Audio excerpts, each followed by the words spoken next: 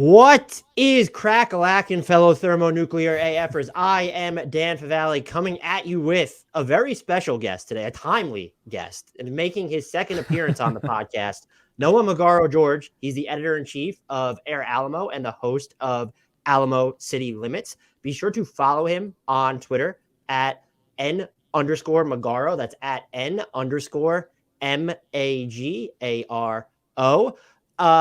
So many questions to ask you, Noah. And I will preface this with this. We had this on the books like a little bit over a week in advance, and apparently it didn't register with either of us that we could be talking in the aftermath of the San Antonio Spurs winning the draft lottery. So in case there are any Spurs fans that think we're just doing this because of Wemby, I promise you we're not. But that's a nice little bonus for us to talk about. But first and foremost, how are you doing? I'm great. I mean, I think everybody knows by now the Spurs won the lottery, so great for the organization, great for the fans, great for the media who covers this team, and I'm included kind of in, somewhere between fandom and media, so incredibly excited. It is. That's the best place to be, I think. So, I mean, we have to start with Wemby. Just how much does winning the Victor Wembanyama sweepstakes alter the trajectory of this franchise? Like, are you able to, it's been less than 24 hours, by the way, so I'm really putting you on the spot here, but are you able to contextualize it in any way, just how big this is in just both the short and long-term views? Short-term, the best way that I can describe it is last season, they were near the bottom in attendance. They were like 28th, 27th in attendance. And that was even with that, huge Alamo Dome game where they broke the single game record for attendance, right? They were super low in attendance. A lot of games were empty. They had the most blowouts by 35 points in NBA history. Nobody was going to games. Yesterday, after they won the lottery, bars were full. They were going crazy. People were honking downtown. You had, I believe as of this morning, some people from the San Antonio Express News reported that they already had over 2,000 season ticket deposits down within the first 12 hours of the Spurs winning the lottery. And it's just a different vibe now. Obviously, we see a lot of prospects from whether it's a Paolo Banchero or a Zion Williamson or, any of the big names of the recent years. People want those guys. They're coveted. But the word generational, like once in a lifetime, I think that really fits someone like Wemby because we haven't seen someone like him. And for the Spurs to get someone like him, to add to their young core, to build around, for a long time, add to the lineage of great big men like Tim Duncan and David Robinson, that's really huge. And I think the last thing that I'll say on that is Forbes reported that whatever team lands Wemby was going to add $500 million to their value of their franchise. Well, the Spurs won. It's good for the team. It's good for the city. It's good for the fans. It's good for the media. It's good for everyone involved. So just a brighter tomorrow promised to San Antonio and the Spurs organization. And I know everybody who's, rooting for the team and covering this team couldn't be happier. Yeah, I'm sure Peter Holt is thrilled right now. This franchise. I mentioned this to you off air, and I did a segment on this. I wanted him to go, or I was most interested to see him go to the Pacers. As my puppies in the background just get friggin' loud as hell.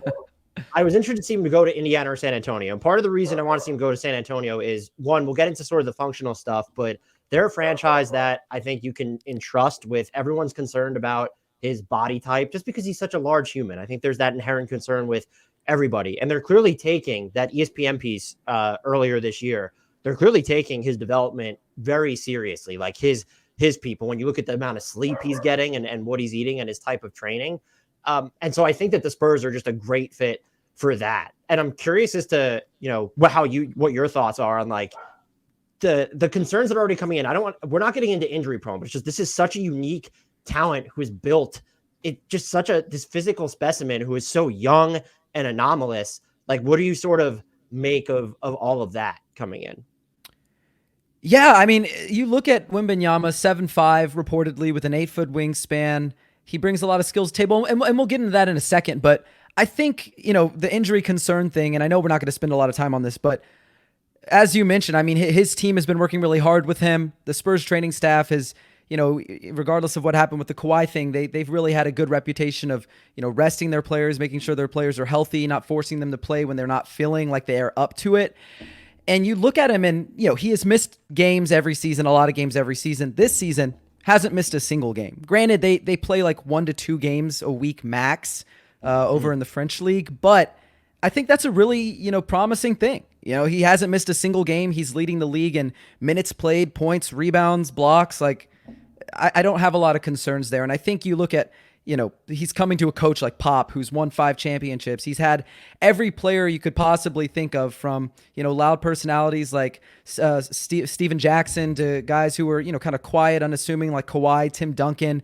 And, even though this roster, I think a lot of people think, oh, well, you win 20 games, 22 games, you must suck. You must be awful. But I think a lot of what happened last year was babying injuries, guys who are not necessarily playing in the right roles. And you add a guy who can be that focal point on both ends, and it changes the trajectory of the franchise pretty quickly. Now, I'm not saying they're a playoff team or they're going to be, contending for a title year one, but it certainly alleviates a lot of the concerns around the roster by adding that alpha, sort of player to the roster. So I don't have concerns. I know some people do, but I think this is almost a perfect situation for him, especially, considering the Parker thing as well, the lineage there with French players, Boris Diaw, their connections. Like, to me, it just was almost too perfect. Their teams in France, like he was on. He Tony did, Parker's yeah. team, and then he moved. He played on Tony Parker's team, like, and yeah, exactly.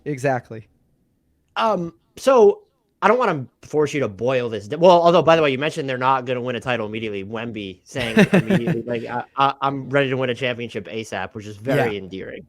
That's a great way to rally the San Antonio Spurs fans. There's so much about his game. It's just anomalous that we could dig into, but this is supposed to be an offseason look ahead. So I'm just curious, though, if you had to pick one thing about his fit or the way he plays and scale it forward to this team, like, what are you most intrigued by heading into his rookie season? I'm most intrigued on the defensive end. This is a Spurs team that had the worst defense by defensive rating in NBA history. They were atrocious on that end. They had a lot of holes. They didn't really have a true rim protector once they got rid of Jakob Poeltl. They had guys who maybe aren't the best team defenders, and guys like Keldon Johnson. They had a lot of guys who missed time who were good defenders, like Jeremy Sochan and Romeo Langford. And for as good as Tre Jones is at the point of attack, right, he just can't be that impactful. He's 6'1", 180 pounds. Like, he's not going to make the biggest impact. And I think for the Spurs, adding someone like Wemby, who's not just a generational rim protector, but a guy who is, prolific shot blocker, can switch onto the perimeter, can stick to guards, can use his length in the passing lanes, and is a deterrent. I think that's first and foremost the most important thing, is he is an absolute rim deterrent. So guys don't want to challenge him at the rim. And when they do, he's not afraid to, meet them at the rim. He's not afraid to get posterized or anything like that. So I think it automatically just changes the dynamic of the defense. Sure, mistakes are going to happen, but he's going to be a guy who can erase those mistakes. And I think that's really huge. And it really alleviates a lot of the pressure on guys like Devin Vassell and Jeremy Sochan to take on, the best matchups and have a lot of responsibility on their shoulders. They can not necessarily take it easy, but they don't have to worry as much, knowing they have that safety net of Wembanyama. They can, and the roster might change, but like the core of it, the youngsters won't. They can run out just some really interesting lineups now, like with Wendy and Keldon Johnson and Jeremy Sochan and Devin Vassell, like just those four. And then it's like, pick, do you need like a big in there? Do you want a guard? And they can just run so many different things. So I'm very ecstatic to see like what type of arrangements Pop comes up with this group if it stays largely the same. Yeah, that is, there are possibilities upon possibilities upon possibilities. So yeah, that's definitely an interesting thing that we could get into. Something that I didn't register with me until right now. Does this, like, we know Pop is back next season, but like, does this extend his career even longer now by having Wemby, or is it just like he was always just going to be maybe viewed as like the chaperone for the next couple of years as to this inbound? They were going to get a high pick regardless, no matter what. But is there like, there has to be at least some question about like Pop might want to stick around longer than a year or 2 or 3 at this point if Wembanyama is who we all think who he's going to be. Yeah, I mean, I think that's the age-old question for like the last like half decade is, when's Pop going to retire and who's going to replace him? And I think a lot of people thought he was going to be gone after LaMarcus and DeMar, because his promise to them was, I'm going to stick it out as long as you're here. Then they were gone. and he was still here. He hung around, and then it was like, oh, well, could this be the swan song for Pop? He tries to guide these young guys, and it's a real big losing season, but he sets them up for the future with the high lottery pick, and he's out the door. I don't think that's the case either. I think he's going to be here for a few more years. Now, obviously, I don't have any intel like on that. They're very, close to the vest, very secretive in the Spurs organization, but it feels like he'll be here for a while. Just the way that he spoke about coaching young guys, and there's just a different dynamic between, being in charge of a team that has Tim Duncan and Manu and Tony and Bruce Bowens and Robert Ory's and like a lot of veterans and older guys who they know the routine, they know the details, they don't really need to be reminded of things.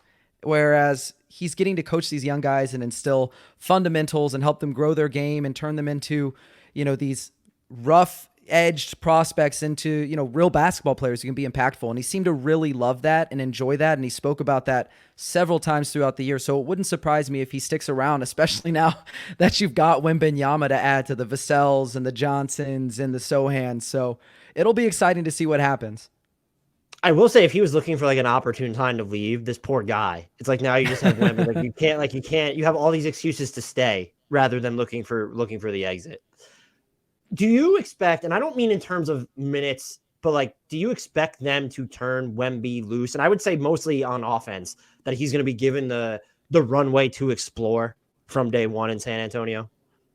If I had to guess, I would say yes. I look at like this season in particular where they didn't have anything to lose except for a ton of games, which was obviously to their benefit. They just had guys out there, experimenting with their games, right? Like Keldon Johnson at the beginning of the year, he was able to run a ton of pick and rolls, and he was able to kind of experiment in the mid-range with his in-between game, pulling up off the dribble, throwing in floaters, trying to snake pick and rolls. And they did the same thing for Devin Vassell, like a guy who probably wouldn't have had a ton of touches or on-ball reps with another team maybe.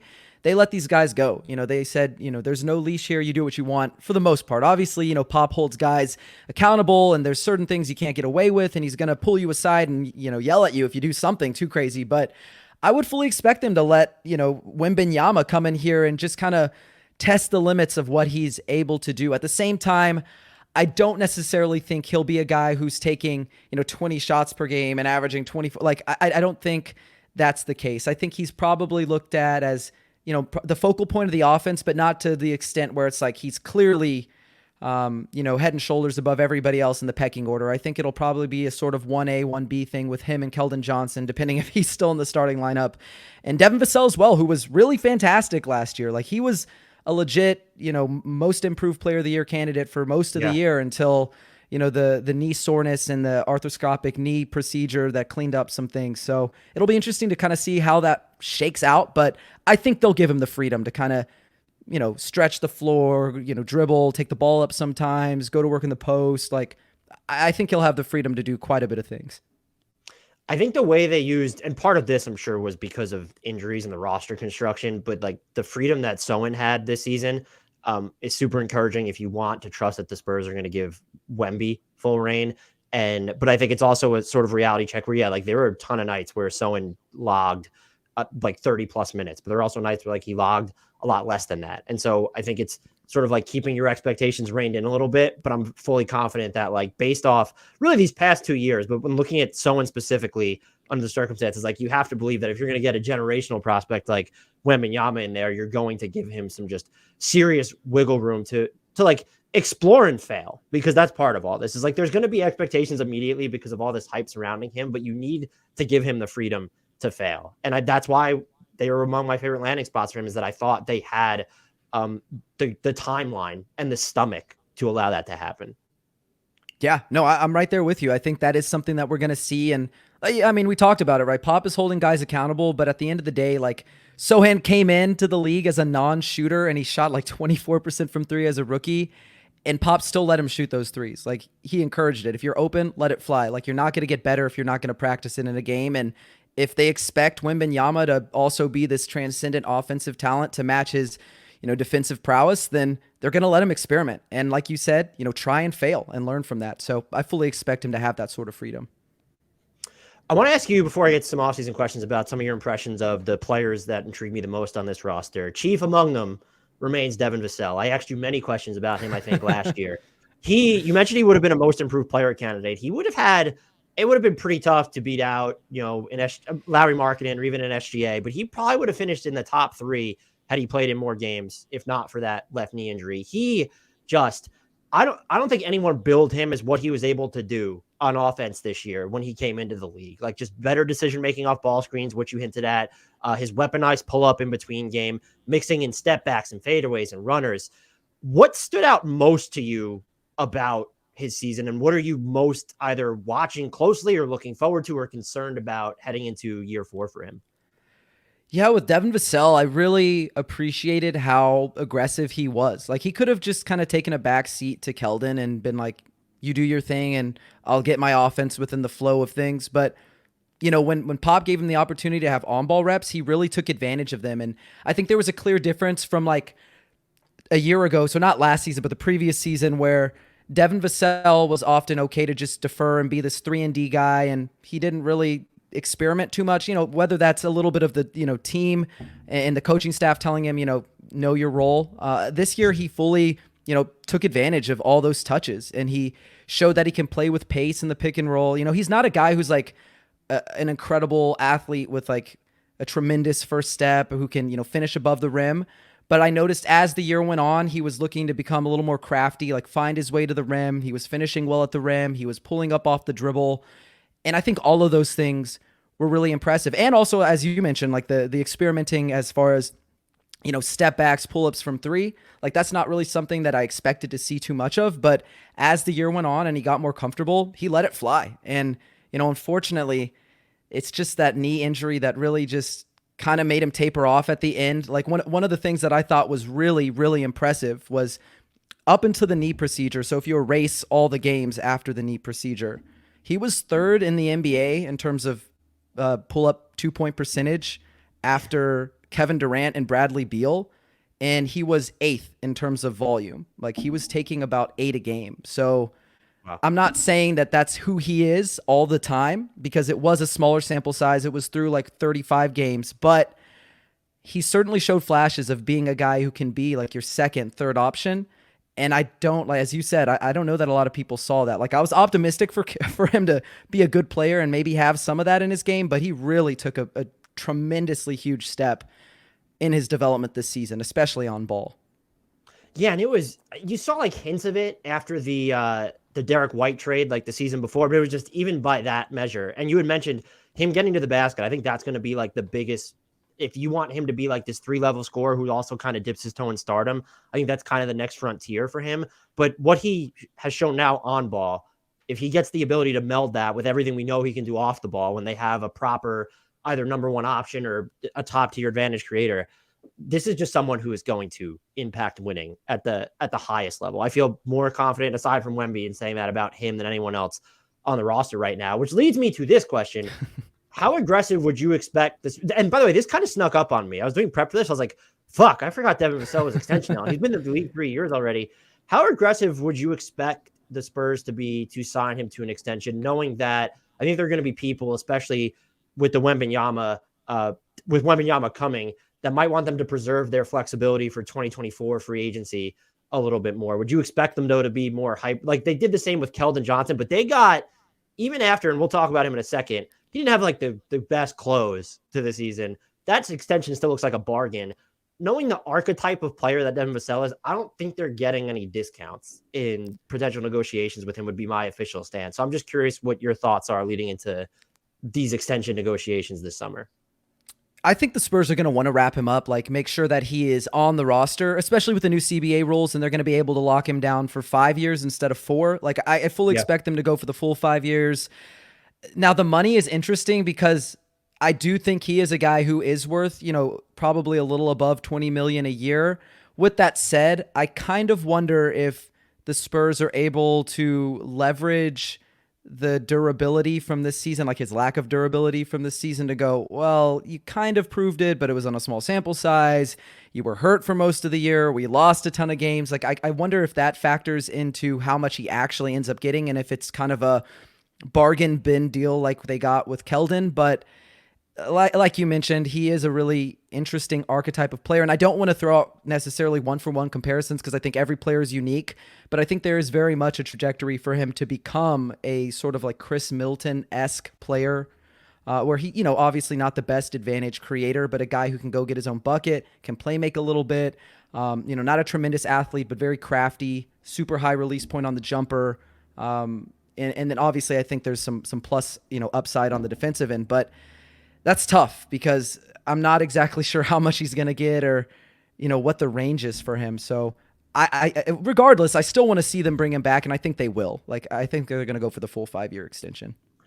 I would say if you can get him for 25 million a year or less, that you do it absolutely now. And then maybe it becomes and we have to start evaluating these in the new cap climate where it's like $25 million in the first year of his extension is like 17 or 18% of the cap, which is just for a player that's Devin Vassell, that's really not that much. And so you could be, if they went higher, it wouldn't shock me. But like, if that's the number you can get him at now, like I absolutely pounce. And it's restricted free agencies. So they could let it go into there and they don't have to worry about anything. But if you can keep him off the open market, where like if he has another year like this, but plays in the vast majority of games, someone's going to throw him like he's going to get paid. Yeah. The next player I want to ask you about was Keldon Johnson. You already talked about him a little bit. How do you feel about what he's supposed to be now offensively after watching him this year? Because it felt like there might've been like 3 or 5 Keldon Johnson seasons mixed into this one season. And I feel pretty comfortable saying like, no, like, okay, like this is probably someone who's better off as like a number 3 at this point. It's just my overarching sentiments on that. Where do you sort of land with him after watching? Was it more a function of, okay, these were his limitations, or if he was in a situation that had more space or maybe a little bit more talent around him, available talent around him anyway, that we'd be talking about, a different trend line for his regular season? That's a really good question. It's also tough to answer. I know personally I'm fairly low on Keldon versus the consensus among like Spurs fans and even some of the media members who cover this team. Like, I don't think Keldon is a guy who, for all of his offensive limitations, should probably have the ball in his hand that much. Like, he misses a lot of passing reads, like fairly simple passing reads, trying to force things at the rim. He's not super efficient at the rim. He has basically no in-between game to speak of, right? He shot like high 20% from mid-range, low 30s on floaters. He was terrible off the catch this year on threes. For him this year, he was awful from there. I mean, like, and he's also a guy who's kind of a methodical shooter. Like, he needs time. He needs the space to shoot. And like, he doesn't have a lot of versatility. He's not coming off of screens. He's not shooting in transition. He's not shooting off the move. He's not shooting off the dribble. Like, I just don't really know what he does for you that you can't find somewhere else, probably cheaper. And defensively, I know some Spurs fans probably are going to come for me for this, but he's a terrible defender. Like, super unaware off ball, too small to guard forwards, too heavy footed to guard, guards. He's always going to be a post mismatch if he is mismatched in the post. Like, I just don't know that if you have a guy who's so limited and flawed on one end and pretty much like a huge liability on the other, that you can have him as a starter long term. Wemby kind of changes that, but I'm also just a little out on Keldon as like a major building block for the future. But with that said, he ended the season not shooting well, but his playmaking kind of stood out towards the end of the year. And I think he averaged almost 5 assists per game over his last 12 games. So he was making some strides there. Having said that, they force-fed him a bunch of touches. Hard to read into it. But I, still wish him the best. But it's just a tough situation with Keldon. They're going to have to figure that out because depending on that roster or the lineup construction for the starting rotation, it could be awkward. It could get real awkward real quick. Yeah, I mean, someone's going to have to come off the bench unless you really want to view Wembanyama as your de facto 5. And that's not that's basically a universal agreement that that's not what he should do. And so I think you would pick I would guess it's either going to be Johnson or Sochan that's the player would be coming off the bench in that scenario. And so, yeah, you're right. You've extended Johnson, but he's also making, when you look at his number, like that's kind of bench player money at this point. Down every year too. Right. It's not too bad. I still really like him as a player. I just think like if you can hone in on like, okay, he's going to hit his corner threes, and if he can attack the closeouts or just open space, if there's not, defenses packing the paint, I think that's the perfect offensive role for him. I don't know what you do with him defensively because this is me, at least. I kind of forget how small he is all the time. Yep, Like I'm just kind of 6'5". like, yeah, it's like he's 6'5", 6'6". I'm like in my head, I'm like, oh, he's like 6'8", 6'9". It's like no, every time you see, it's like, oh no, wait, no, he's not that big. What you do there? I'm sorry, what'd you say? Oh, sorry, did I cut out? My bad. I was saying I'm not really sure what you do with him long term defensively, but like as you mentioned with the contract, it goes down in value. Like it is a bargain. They'll figure it out. So Jeremy Sochan is like my siren song. I tried when we were doing our mock all rookie bouts. I tried so fucking hard to put him on my first team. He made second team and he ended up making the real second team. He was just so good. And I think most of the focus was on, okay, well, look what he shot after he switched to one-handed free throws, which was like 70+% or whatever. Okay. And that's, I mean, great. But what, aside from that, kind of stood out most or most impressed you with his rookie campaign?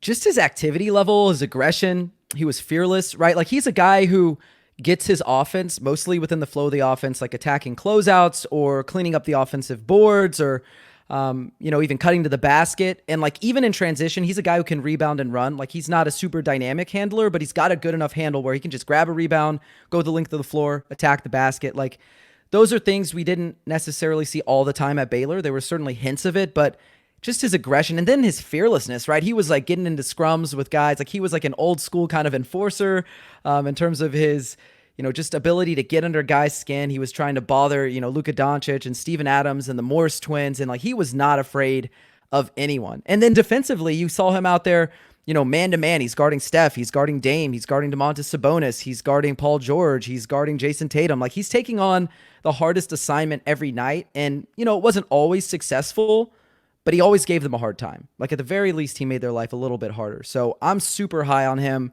I don't think he'll necessarily be a star, but I think he can be that sort of glue guy who, without him, you're not winning a championship. Like he is absolutely integral to that.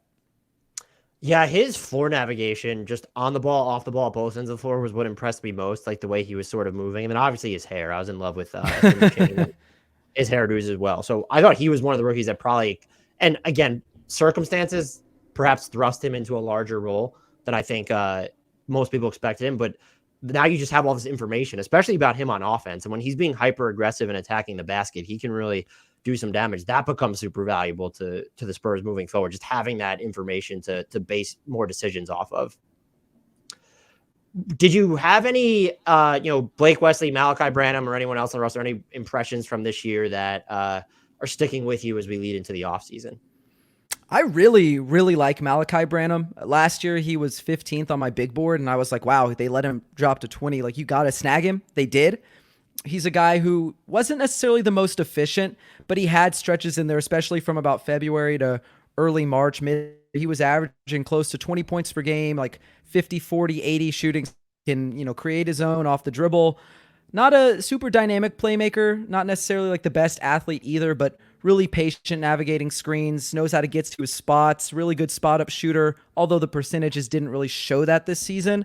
I'm pretty high on him. Like, I don't know if he's a starter, but I could definitely see him being a guy who's like, you're off bench. Like, he's the guy who keeps, the engine running for the second unit. I really like him in that role. I kind of think that's the role he's going to play for the Spurs this year. It's just, what strides did he make during the offseason? Because as we mentioned, just not the most efficient guy year, but I think there's a lot of promise there. I wanted to dislike Branham's shot selection as a rookie, and it's just like, no, I mean, he shot like 60% on floaters this year. And it was just like he kind of has a great feel when he's in between, at least when he's looking for his scoring. So I am kind of really curious to see how his career arc pans out and what his fit on this team looks like long term, because that's not someone I had really had my eye on leading into last regular season, and he definitely had caught my attention by year's end with his abilities there. So, go ahead. Were you going to say something? Sorry. No, I was just going to add, like, for Blake Wesley, I think he's got a long way to go. I think I'll leave it at that, because I don't want to waste your time, talking too much about Blake Wesley, but he's got a long way to go. I mean, he's like fast and can get to the rim, and that's basically like my impressions of his game so far. As like, I didn't see, you saw way more of him than I did, and he didn't even play that much to begin with. So I don't play, but those are my cursory thoughts on Blake Wesley at the moment. Yeah, those are pretty accurate. Like he got to the rim at will, but shot like 40% at the rim. He wasn't good on floaters. He was pretty good catch and shoot from three, but his pull up numbers were really bad. His defense was pretty like shoddy. He was a little lost. Like his decision making was a little off. I think he's still got a long way to go if he really wants to play point guard. And that's something he told me at Summer League was like, I am a point guard. I'm going to be a point guard in the NBA. And that's not what he was in college. So I think it's just going to be a longer adjustment period. But thankfully, he's like 20. And it's not like he's 24, 25. He's got time. So how does bringing this to the actual offseason, does the addition of or knowing they're going to get Wembanyama, does it alter their offseason approach at all aside from, we have like $2 million less in cap space to work with? That is also a really great question because to make of that, you've got Pop. So when you've got Pop, your goal is always to try to win as many games as possible. So perhaps they go after, some free agents. They've got, what is it, like close to $30 million in cap space this offseason. So maybe they chase after someone like a Grant Williams or a Cameron Johnson or Austin Reeves even. I'm not, not in love necessarily with all those guys, but, just names out there. Or you could just kind of let it grow organically because you've got a ton of assets. You got a lot of young guys. You don't really have a ton of roster openings. That's a tough question. Also with Wemby saying he's trying to win a championship or ring ASAP, that, how much does that play into it? Do they want to, satisfy him? Like, hey, like, whoa.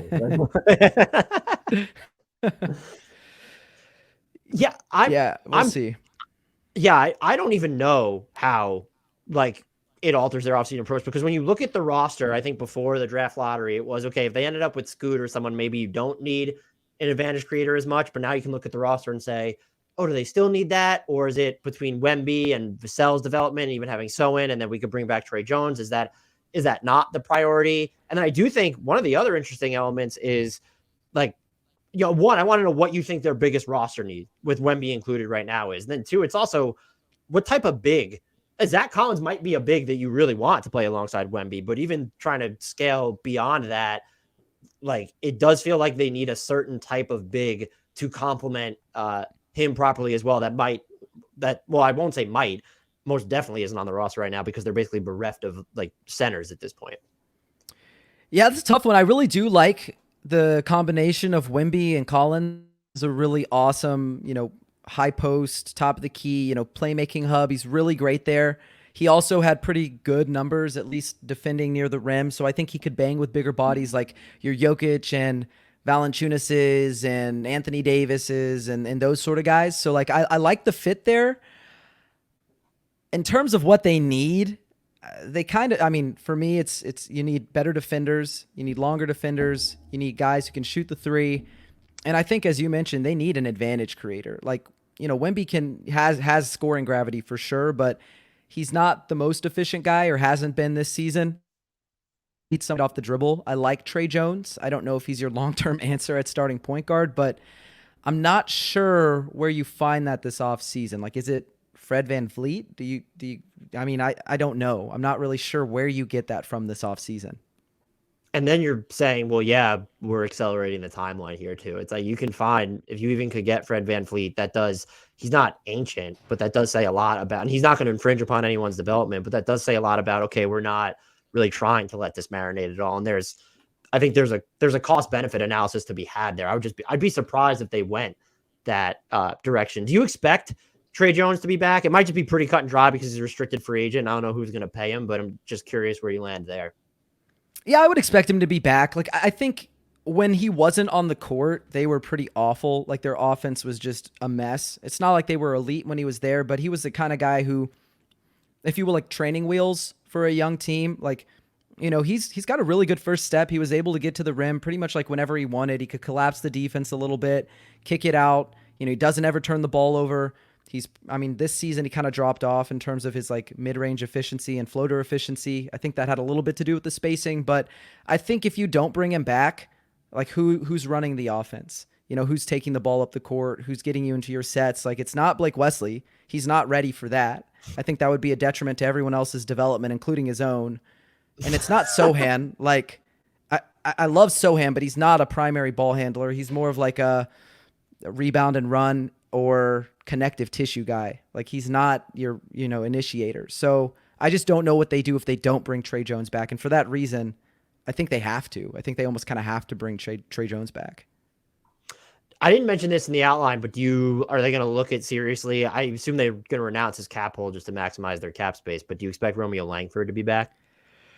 No, that's a tough one too, because I really like Romeo Langford. Like, I think he could be a really, really solid role player, but he's never healthy. Like, he's a dude who's missed like 230 of a possible like 300 or 400 games at this point in his career. So love him, but yeah, for cap space reasons, I don't think he's going to be back.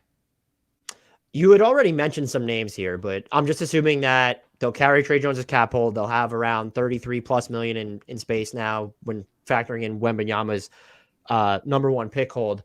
Are there any free agents that you've thought about, or if you're in charge of the front office, that you would be kind of, circling in Sharpie at this point?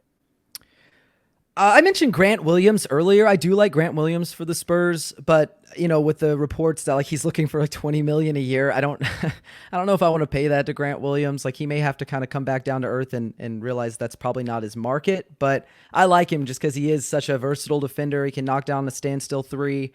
He's pretty has a lot of positional flexibility. Like, he's a guy I like, but just looking at this roster, if I were the Spurs, I would kind of just play it by ear and just take things slow. Cause I think often, we're looking for that immediate gratification of, we're going back to the playoffs, we're going to, compete. But I just don't think there's any real need to rush the timeline. Like, you have your franchise player now.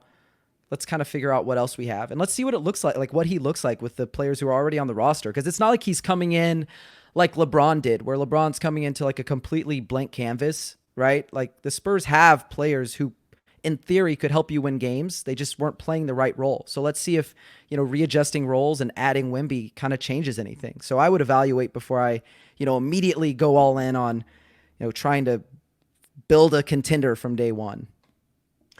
I would be right there with you. And I'm just curious if they should be looking at adding probably guys who aren't going to crack what would be their preferred closing five, but can they open up the floor for everyone in the half court, where it's maybe they're not super young, like a Max Strus or someone, like someone who's going to come in, get up threes on volume, and maybe not be like, he's going to be a pretty big defensive liability, but he's not going to be, and he's not going to cost as huge a money of, if we went the other way and said, well, Gary Trent Jr. would be kind of interesting for this team. Like, that's someone who's going to cost, he fits the timeline. He's super young, but that's someone who's going to cost a boatload. And so I'm just wondering if I'm a big believer in, like, if you can open up the half court, that streamlines development offensively for a lot of your players. And I think I would like to see them do something along those lines with their cap space, where it's, no, don't go and overpay and blow everyone out of the water. And it doesn't. And look, if you told me they signed Gary Trent Jr., I'd be like, yeah, sure.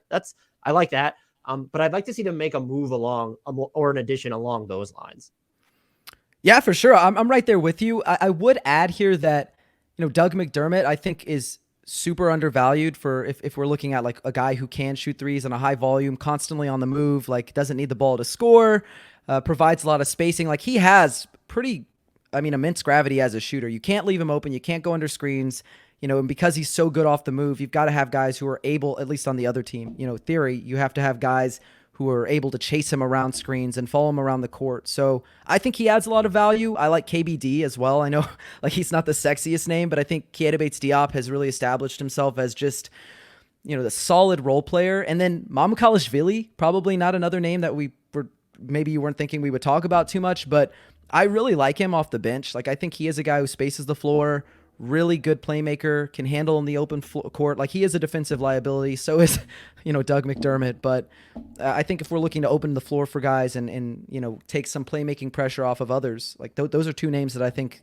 one of them they can bring back, and the other one they're already responsible for paying him next season. And that's a great point on McDermott, by the way. The other kind of, I guess, positional need that I thought about, Zach Collins had a fantastic season, by the way. Yeah. Like, that's someone I like that fit with Wemby, but it does feel like they need more big man depth on here. And I'd looked at like a Naz Reid for them. I just don't know is he going to be big enough, and I don't really think that offsets enough of the Wemby responsibilities at center. And you already have Zach Collins, so it felt like a little too much overlap. And Zach Collins is just better as a rim protector there. But I am curious to see, because I do think they'll add another big man type. I'm just curious to see, the center market's not super robust, especially for maybe ones that you would want. I mean, like Brook Lopez on this team as a veteran leader would be absolutely fantastic, but he's not in Yeah. Milwaukee. I am curious to see what they kind of do at the big man position. Yeah, that's going to be something they definitely need to address. I know last season it was either a 4-year or 5-year. I think it was a 4-year contract that they offered Charles Bassey, and like he showed some stuff. Can protect the rim, just kind of a more traditional rim runner. Run and catch, catch and finish kind of guy. I kind of think they'll give him an opportunity, and I also think they have 2 second-round picks that if I were the Spurs, I think they're probably, at least from my, research on the draft this year and watching film, I think there's about 30-ish guys in this class who like could have real impact like from day one, or Okay. at least have long-term value. And I think it would kind of behoove them to package those second rounders and go and get a first-round contract that's guaranteed that they can control for 4 years. Like there are some guys that I think would fit for them that are bigger. Some of them are projects. Some of them could probably play right away. But I think they could also go that route as well. I guess if you had to boil it down, would you expect them more to hold their flexibility, or do you think that they'll be looking at their cap flexibility, whether they're going to use it in trades or on actual free agents? So do you expect them to actually use it, or do you think that they're going to conserve it and be like, hey, we need to see what we have in this core, especially now that Wembanyama is coming and will make decisions in the middle of the season if need be? Yeah, I think they're going to hold it. And like last year, I know that there was a lot, at least around the Spurs fan base, made about, are they going to reach that salary, like floor? Are they even going to meet that? And people are like, isn't that concerning? I don't think the Spurs cared at all. They were happy to take that, extra money that they were not able to pay out to players and just distribute it to the rest of the roster as basically like a bonus. And like having seen them do that, I think they'd be fine to just hold on to their flexibility and go, yeah, I mean, it is what it is. Let's see what we got. Let's back with Wemby, with whoever they draft, maybe 1 or 2 free agent additions. I just don't know that they should go out and look to add guys who would potentially take minutes from young guys on the roster who, they've invested first round picks, lottery picks in. Yeah. I would probably agree with you there. I am interested to see how the new CBA, I know that it's actually more punitive to not hit the floor, though I don't know if they're in danger of not hitting the floor next year. I didn't actually look that up, but I'm just interested to see if that forces teams to spend or act with their flexibility more over the summer. But then they have the rules now where you can use your exceptions as trade exceptions. Yeah. It's a freaking mess. Is there anyone or anything that I didn't ask you about with this roster, this team, this future that you think needs to be discussed? No, not really. The only thing I could even think of is, some Spurs fans were really worried, the team is moving to Austin, rest assured that I don't think that's happening. Between Wemby coming here, they just, they're going to break or open, not just break ground. They already broke ground, but they're going to open up their, multi-$100 million training facility and medical center. Like the Spurs are here to stay in San Antonio. They're not going anywhere. So if there are any Spurs fans listening, they're not leaving San Antonio. That's where they're going to be. That's their home. They're synonymous with the city. I am very interested to see the one thing I mentioned, how many national TV games they get next year, because the league was very invested in Wembanyama before he was even a part of it. Yeah. And they made it a point to make a lot of his games accessible, at least. And now I'm just curious as to he's here. And like we saw like the Zion effect in New Orleans that first year. I'm just curious to see what it's going to be like with Wembanyama, who feels like, I don't want to get into the all-time best prospect stuff, but it does feel like he ended up being hyped up more than Zion even was, who was super accessible because he played at Duke. And I guess maybe it felt like the league, it felt like he was more hyped up because the league had to go out of their way to feature him because he was playing abroad. So I might just be sort of misinterpreting things there, but if I had to set the over-under at like, I don't even know, like 7 or 9, like even that feels too low with just how much they were trying to push Wemby on fans this year. Yeah, I would expect him to, and this may sound crazy, but I kind of think anywhere between 10 to 15 would not be out of the realm of possibility. And I think the Spurs will have a Christmas game for the first time in like, I don't know, probably a decade. I don't know how much people really care about the Christmas games, but I know some fans really do. And I think he'll be featured in that game, or the Spurs will be. He is going to be synonymous with the team now. So I think they'll get quite a few games. And as far as like the Zion, I do think Wemby is like once in a generation, like all-timer prospect. Like he's up there with, the LeBron Jameses. He's up there with like the Sidney Crosbys and the Bryce Harpers, who were like talked about when they're teenagers as like franchise saviors before they're even professionals. So I think he'll have a ton of games. What would be the broke the TV ratings Christmas matchup? Wemby versus who? Is it Wemby versus an old head like LeBron or Steph, or is it Wemby versus like Luka or Wemby versus Zion? I wouldn't go the latter route just because you can't count on Zion being healthy for Christmas game. Yeah, I think I don't even have a name. I'm just like, is it Wemby versus? I mean, like Wemby versus LeBron, just because the Lakers might make the most.